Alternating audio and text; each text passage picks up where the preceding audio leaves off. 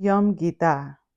अग्निदेव कहते हैं, ब्राह्मण, अब मैं यम गीता का वर्णन करूंगा, जो यमराज के द्वारा नचिकेता के प्रति कही गई थी। यह पढ़ने और सुनने वालों को भोग प्रदान करती है तथा मोक्ष की अभिलाषा रखने वाले सत्पुरुषों को मोक्ष देने वाली है। यमराज ने कहा, ओहो, कितने आश्चर्य की बात है कि मनुष्य अत्यंत मोह के कारण स्वयं अस्थिर चित्त होकर आसन, शय्या, वाहन, परिधान, पहनने के वस्त्र आदि तथा गृह आदि भोगों को सुस्थिर मानकर प्राप्त करना चाहता है।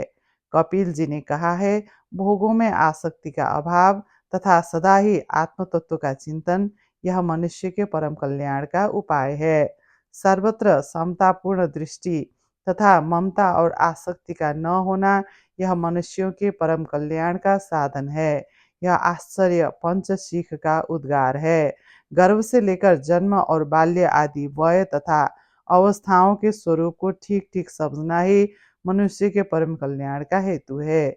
यह गंगा विष्णु का गान है। आध्यात्मिक, आधिदैविक और अधिभौतिक दुख आदि अंत वाले हैं, अर्थात ये उत्पन्न और नष्ट होते रहते हैं। अतः इन्हें क्षणिक समझकर धैर्यपूर्वक सहन करना चाहिए, विचलित नहीं होना चाहिए। इस प्रकार उन दुखों का प्रतिकार ही मनुष्यों के लिए परम कल्याण का साधन है। यह महाराज जनक का मत है। जीवात्मा और परमात्मा वस्तुतः अभिन्न एक है। इनसे जो भेद की प्रतीति होती है, उनका निवारण करना ही परम कल्याण का हेतु है। यह ब्रह्मा जी का सिद्धांत है। जैगी सभ्य का कहना है कि ऋग्वेद, यजुर्वेद और सामवेद में प्रतिपादित जो कर्म है, उन्हें कर्तव्य समझकर अनासक्त भाव से करना श्रेय का साधन है। सब प्रकार की विदित्सा, कर्मारंभ की आकांक्षा का परित्याग आत्मा के सुख का साधन है। यही मनुष्यों के लिए परम श्रेष्ठ है। यह देवल का मत बताया गया है। कामनाओं के त्याग से विज्ञान, सुख, ब्रह्म एवं परम पद की प्राप्ति होती है। कामना रखने वालों को ज्ञान नहीं होता। यह सनकादिकों का सिद्धांत है। दूसरे लोग कहते हैं कि प्रवृत्ति और निवृत्ति दोनों प्रकार के कर्म करने चाहिए, परंतु वास्तव में नैष्कर्म ही ब्रह्मा है, वही भगवान विष्णु का स्वरूप है।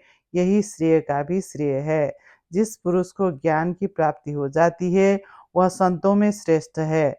वह अविनाशी परब्रह्म विष्णु से कभी भेद को नहीं प्राप्त होता।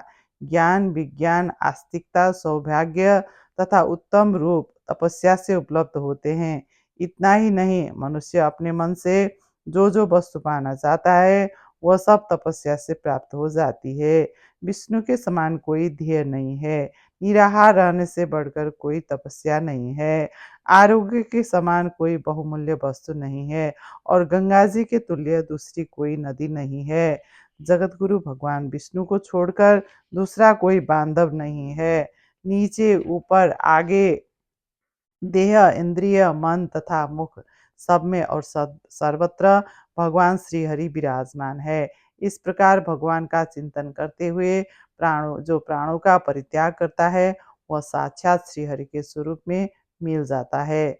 वह जो सर्वत्र व्यापक ब्रह्म है, जिससे सबकी उत्पत्ति हुई है, जो सर्वस्वरूप है तथा यह सब कुछ जिसका स्थान आकार विशेष है, जो इंद्रियों से ग्राह्य नहीं है, जिसका किसी नाम आदि के द्वारा निर्देश नहीं किया जा सकता, जो सुप्रतिष्ठित एवं सबसे परे है, उस परापर ब्रह्म के रूप में साक्षात भगवान विष्णु ही सबके हृदय में विराजमान है। वे यज्ञ के स्वामी तथा यज्ञ स्वरूप है। उन्हें कोई तो पर ब्रह्म रूप से प्राप्त करना चाहते हैं, कोई विष्णु रूप से, कोई शिव रूप से, कोई ब्रह्मा और ईश्वर रूप से, कोई इंद्रादि नामों से तथा कोई सूर्य, चंद्रमा और काल रूप से उन्हें पाना चाहते हैं। ब्रह्मा से लेकर कीट तक सारे जगत को विष्णु का ही स्वरूप कहते हैं। वे भगवान विष्णु पर ब्रह्म परमात्मा है, जिनके पास पहुंच जाने पर, जिन्हें जान लेने या पा लेने पर फिर वहां से इस संसार में नहीं लौटना पड़ता।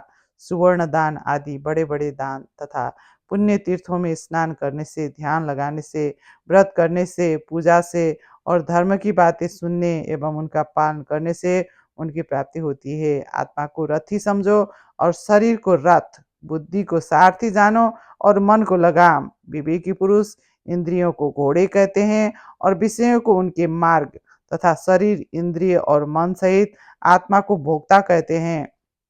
जो बुद्धि रूप सारथी अविवेकी होता है, जो अपने मन रूपी लगाम को कसकर नहीं रखता, वह उत्तम पद को परमात्मा को नहीं प्राप्त होता, संसार रूपी गर्त में गिरता है। परंतु जो विवेकी होता है और मन को काबू में रखता है, वह उस परम पद को प्राप्त होता है जिससे वह फिर जन्म नहीं लेता।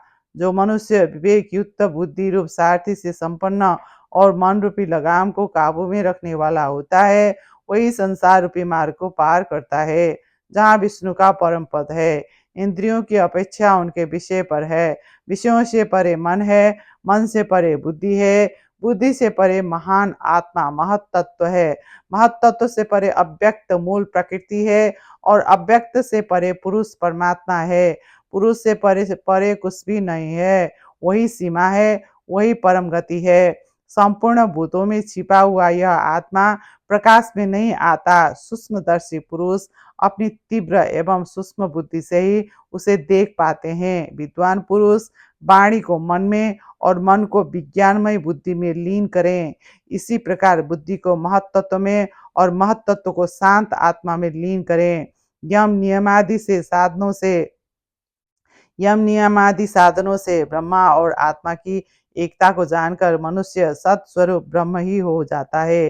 अहिंसा, सत्य, अस्तेय, चोरी का अभाव, ब्रह्मचर्य और अपरिग्रह, संग्रह न करना, ये 5 यम कहलाते हैं। नियम भी 5 ही है। शौच, बाहर भीतर की पवित्रता, संतोष, उत्तम तप, स्वाध्याय और ईश्वर पूजा। आसन बैठने की प्रक्रिया का नाम है। उसके पद्मासन आदि कई भेद है। प्राण वायु को जितना प्राणायाम है। इंद्रियों का निग्रह प्रत्याहार कहलाता है। ब्राह्मण, एक शुभ विषय में जो चित्त को स्थिरतापूर्वक स्थापित करना होता है, उसे बुद्धिमान पुरुष धारण करते हैं। एक ही विषय में बारंबार धारणा करने का नाम ध्यान है। मैं ब्रह्म हूँ, इस प्रकार के अनुभव में स्थिति होने को समाधि कहते हैं। जैसे घड़ा फूट जाने पर घटाकाश महाकाश से भिन्न एक हो जाता है, उसी प्रकार मुक्त जीव ब्रह्म के साथ एक ही भाव को प्राप्त होता है। वह सत्स्वरूप ब्रह्म ही हो जाता है। ज्ञान से ही जीव अपने को ब्रह्म मानता है, अन्यथा नहीं। अज्ञान और उसके कार्यों से मुक्त होने पर जीव अजर अमर हो जाता है। अग्निदेव कहते हैं, वशिष्ठ, यह मैंने यम गीता बतलाई है। इसे पढ़ने वालों को यह भोग और मोक्ष प्रदान करती है। वेदांत के अनुसार सर्वत्र ब्रह्म बुद्धि का होना आत्यंतिक लय कहलाता है।